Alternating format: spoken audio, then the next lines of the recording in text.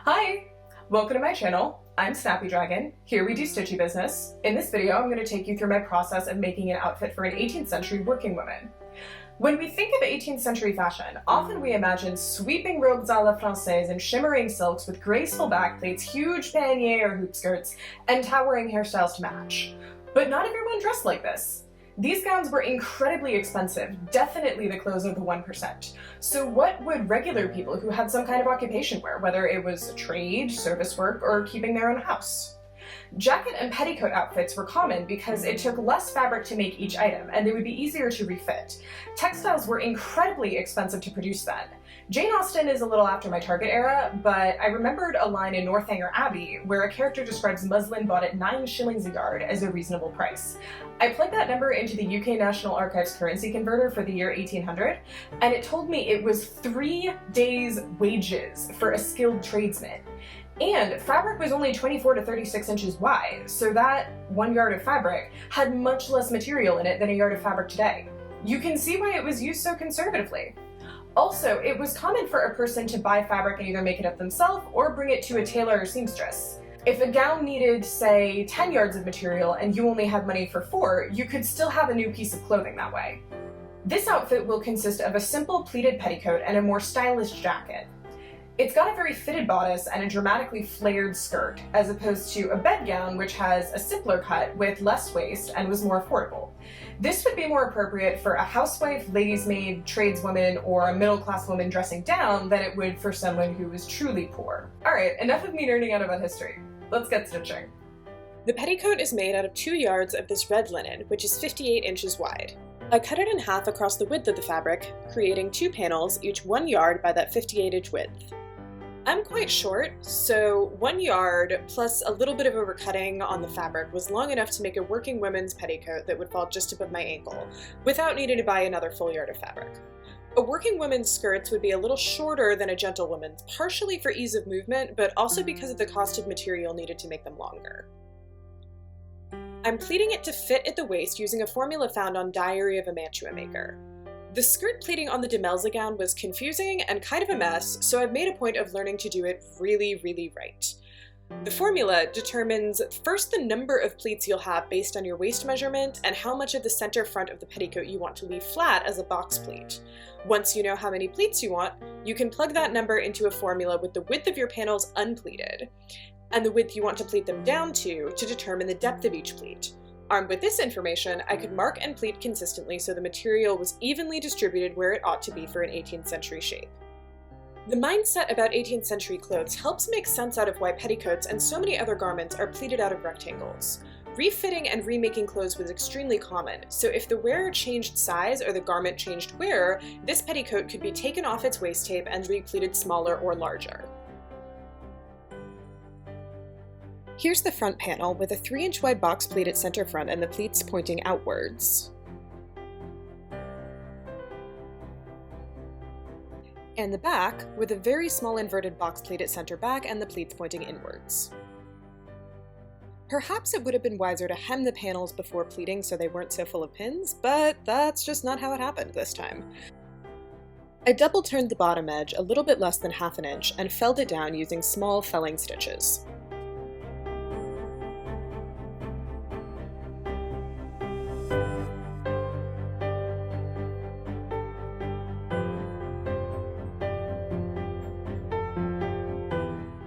This linen is always very kind about hiding felling stitches on the outside as long as your thread color comes close to matching.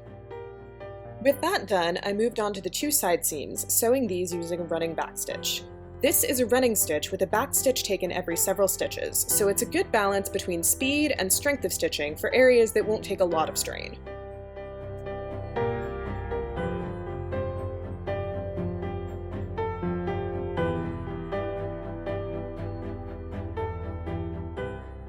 The side seams stop 8 or 9 inches from the waist, creating openings to help put on the petticoat and to reach into pockets once it's on. These were on the selvage, so I didn't have to turn them twice. I just tacked them down on the inside with a felling stitch to hide the modern selvage.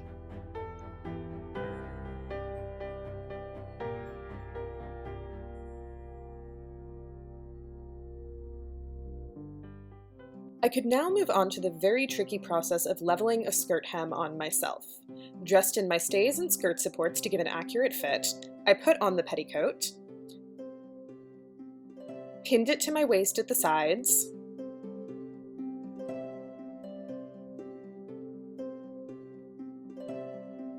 fluffed everything to get it settled nicely, and measured the distance between the shortest area of the hem and the floor with a yardstick.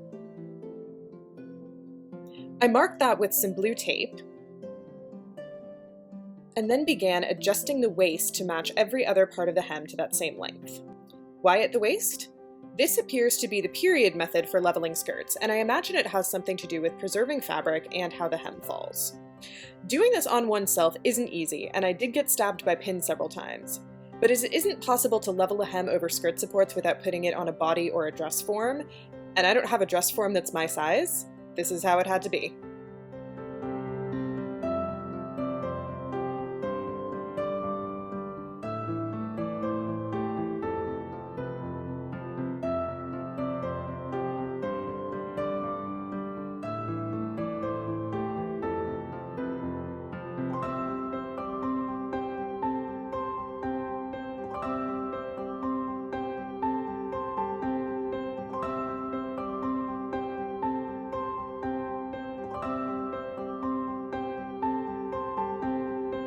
I re-secured the pleats below the new waistline, making sure to pin through all the layers, and reclaim the 100 or so pins from my pleats above that line. I could then cut away the excess fabric from the top of the petticoat,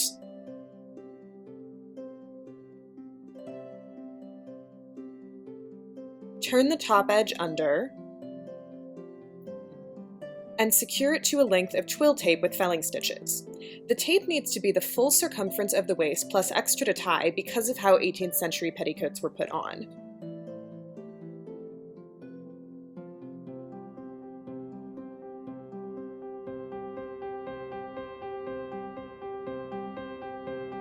Once the top was secure, I trimmed away even more excess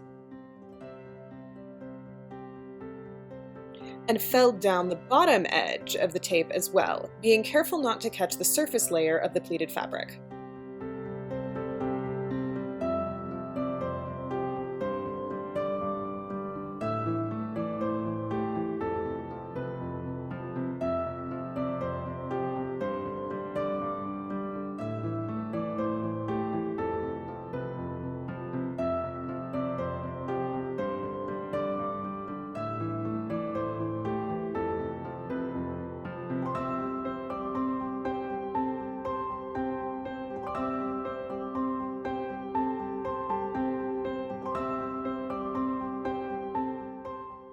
I quickly stitched down the ends of the twill tape,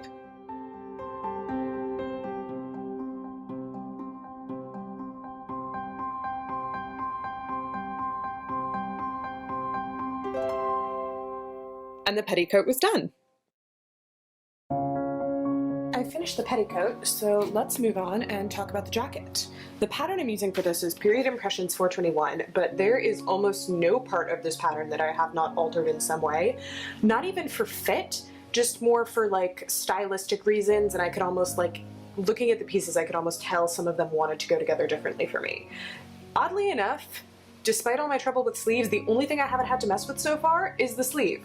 First thing I'm going to take a look at is the back piece. So the jacket is constructed like so, with the two back pieces, and then there's a front piece that originally like wraps around the side, but you wouldn't know that because it's got a dart in it, and then a gusset, and then the sleeve. So the back piece flares like nobody's business at the bottom, and when I made it up, there was just so much extra fabric there, it was folding up on itself, and not even in a way that looked nice over the false bottom. Here is my altered back piece. And you can see I basically just like sliced off almost all the fabric there. It's pretty narrow, but there's plenty of fullness in that front side situation, so it's not going to be like flat or tight fitted back there. It'll still flare enough to fit over the bum and enough to look properly like late 18th century. So next thing is this big front side piece situation. I hope you can see the entire thing. It's got shoulders that comes up the front. that comes up to the back shoulder. It's got this dart that runs almost all the way up to the armscye there, and then right below the dart there's a slit where you're supposed to put this triangular gusset dude. So looking at this, I was almost like, well, why not just make it 2 pieces and just have a side seam? You're gonna have a side seam anyway. And then while you're at it, why not take that gusset and tack it on to your new side piece? We'll see. I may still end up adding that gusset for some fullness to the front. I think that was my original plan. Although I suppose I could actually tack it on here. So we'll play with that. We'll see what we want to do with it. But this is now 2 pieces, which is going to mean it'll be a lot easier to cut out of the smaller area of fabric with less wastage. So that's tackled. I made a mock-up out of the entire body of the jacket out of my sort of like cotton canvas heavier mock-up material recycled from some curtains. And here that is. You can see how I started to figure out that I wanted that back to be narrower because I've actually pinned it here on the mock-up, and I'm going to need to go back and re-sew those seams there because this is going to become my lining, as I tend to do with my mock-ups whenever possible. One side I did it as pattern instructed with like 1 piece and then a dart, and then the other side I think I just sewed it all the way through as 2 pieces, and they both fit honestly kind of the same. So if you feel like modifying this pattern in that way, or if you're in a pinch and you can't cut out those really huge front side pieces out of 1 piece of material, it'll be easier with 2. I would say just go ahead and redraw it as 2 pieces. It's going to be fine. I did mock up one side of the sleeve, and it was quite possibly the easiest sleeve I have ever had to deal with, so I'm not going to worry about that too much, although we'll see if my sleeve curse continues. The fabric for this is going to be this peachy pink linen. You might recognize this because this is the same fabric I used as the fashion fabric for my stays, and that's actually why I decided I wanted to make a jacket like this, is to use up this. I bought 1 yard of the fabric for my stays, and I only used about 1/4 of it. Yes, I am so absurdly tiny that I can cut out a pair of stays from 1/4 yard of fashion fabric, apparently. However, 3/4 of a yard is not enough to make the jacket, so I ordered another 2 yards of the same color, and I think I'll just try to use up the smaller piece first, and maybe I'll have a bigger piece of leftovers that I can use for something else. Who knows? There have been some fit changes. I made a mock-up of this pattern a while back, and I don't know what I was thinking that it fit perfectly. I don't know how I was fitting it or trying it on. I don't think there's a single panel in this that I haven't had to make major fit changes to, except for the sleeve, which is really weird, and I'm sure it's gonna happen, just not now. My guess is just that their fit model has got to be a very different like body type than me. I'm guessing she's probably bigger than me for this size, obviously, but also at least a few inches taller and probably with a much straighter shape, especially considering underpinnings. I'm wearing a false rump that makes my curve from my waist to hip even more dramatic than it already is for somebody of my size. So I've had to basically, one, I had to move the waist up. So I cut from there where my waist actually is to there. I detached that gusset. I'm gonna have to make the gusset bigger, and I'm gonna have to make it go up higher to actually reach that point, because the waist on this jacket is lower than my waist is. I also had to just like cut away and cut away and cut away at this front panel until it stopped wrinkling up super weirdly, and even now you can still see like a little bit of it there, but when it's pinned on it shouldn't be so bad, just to avoid having these really weird like bunchings and all of that stuff happening. It was just not good. The other thing is, and I'm gonna have to switch camera views now so you can actually see this. So I am now using my front-facing camera to film in the mirror behind me, because I guess that's what we're doing now.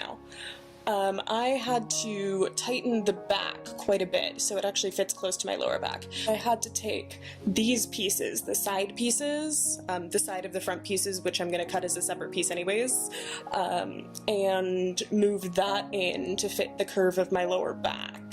I don't know if I actually count as sway backed or if I just have curve there that most people don't, or if it was just too big and too straight in the waist, but I've had to take out like a good 3 inches of fabric on each side. So that should help it actually fit much more nicely and give that tight in and then dramatically out over the false rump look. It fits relatively well now, so I'm gonna start taking this apart and try to somehow make sense of whatever I've just done and put it over on the pattern. Now began a veritable marathon of backstitching as I assembled the fashion fabric pieces. These stitches would take strain due to the tight fit of the jacket, so a proper full backstitch was needed. I began with the center back seam, attaching the two back pieces to each other.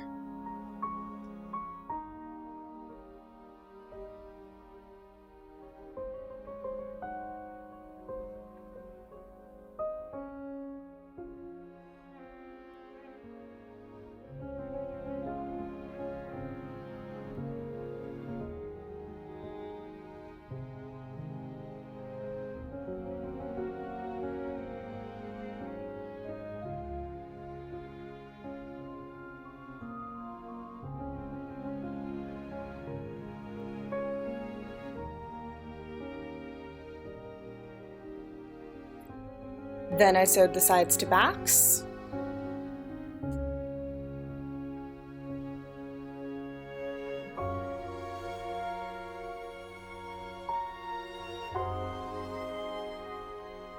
Matched the gores to the sides and attached those.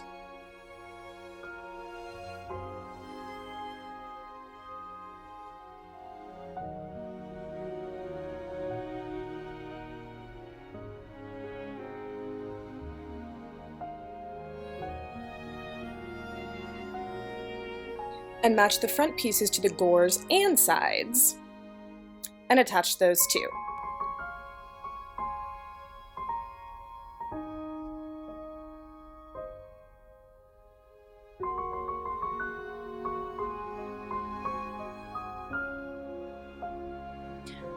Last, I sewed the fronts and backs together at the shoulder seam.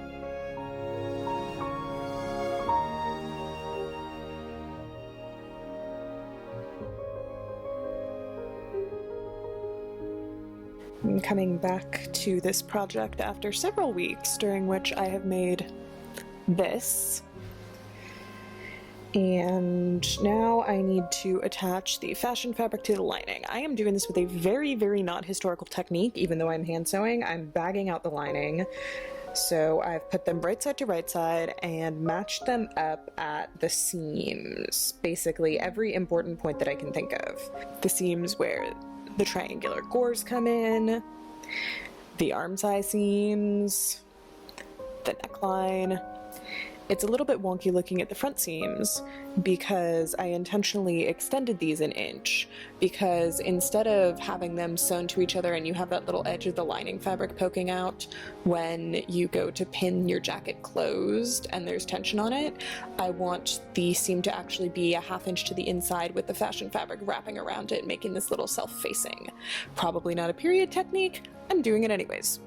I'm sewing these guys together with a running back stitch, because they won't need to take a whole lot of strain. These are just the outside edges of the jacket, and then I'll turn it out through an armhole and be ready to keep working on it.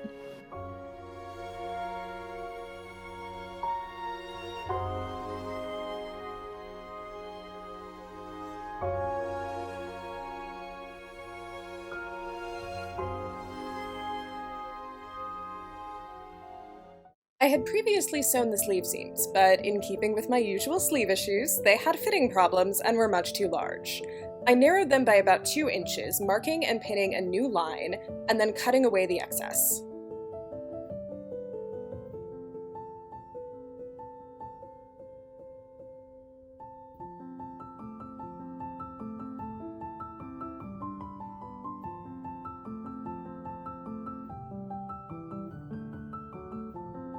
I had to redo the sleeve seams again with a full backstitch, but such is life.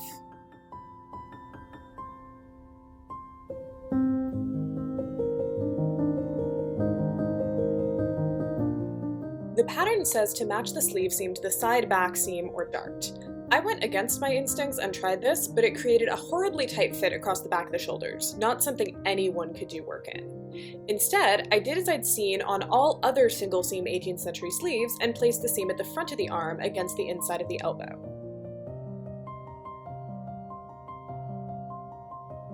I secured the sleeve to the arm side with clips, right side to right side, moving all the excess fullness in the sleeve head to between the top of the shoulder and the side back seam, checking it against the sleeve I'd put in successfully to make sure they matched.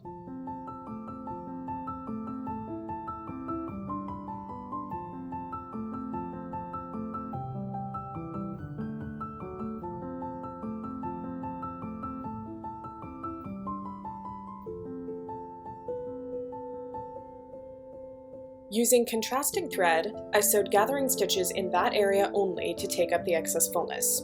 You can pleat this too if there's enough material there, but there wasn't on this sleeve.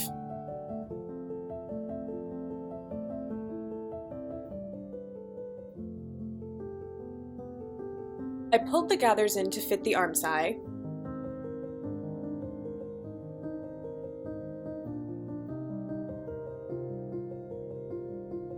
evened them out as best I could,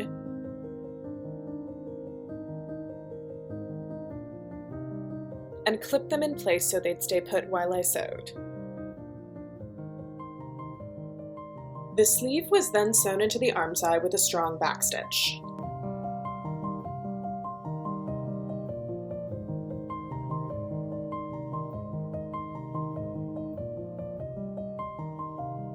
Because I'd had to mess with the sleeves so much, there wasn't enough material at the ends to hem them nicely.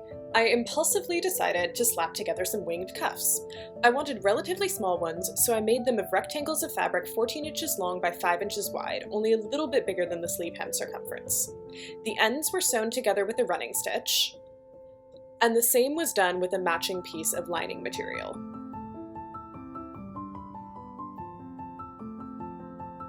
I placed the lining inside the fashion fabric with the wrong sides together, turned both edges in towards each other, and clipped them in place.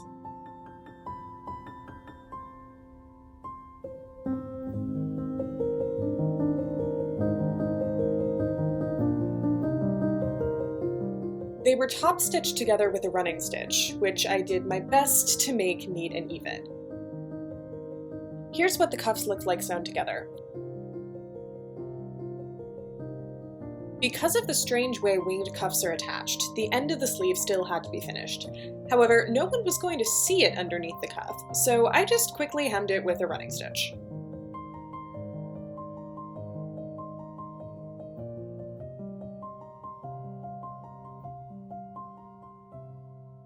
Like so many other pieces of 18th century clothing, winged cuffs are really just rectangles pleated into interesting shapes. 2 pleats were folded to help shape them to the bend of the arm. I did one before turning the camera on to make sure it wouldn't be a disaster. Most of the time when I impulsively slap a thing together, there's a 50% chance I'll ruin the whole garment. The placement of the pleats is pretty arbitrary. I'm just matching them up so they're even.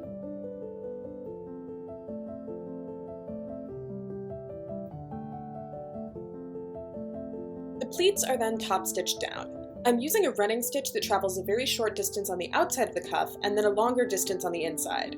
Kind of like a prick stitch, except I didn't really know what that was when I sewed these, so not properly done. I do really love the texture of this top stitching I've seen on these. There's something unmistakably 18th century about it. Winged cuffs are usually bigger than the sleeve they're attached to, so the bottom is left hanging free. You can literally see right out the back of it. Ruffles would fill this space in a lot of the time.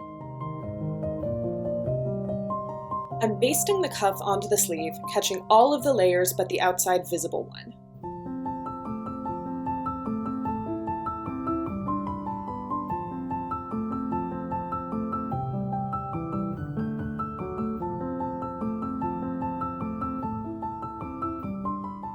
And with that, the jacket is finished. Wow, I feel like I've leveled up or something. The petticoat goes on over the head.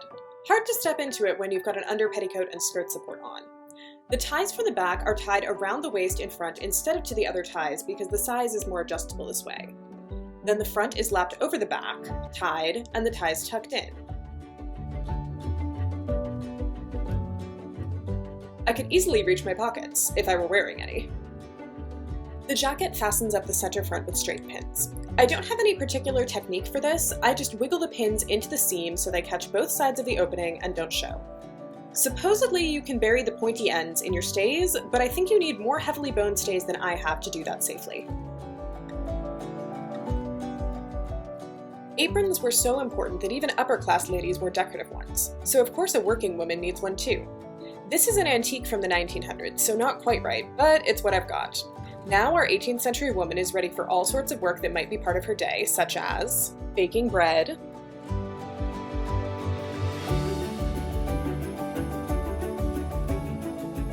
caring for her garden,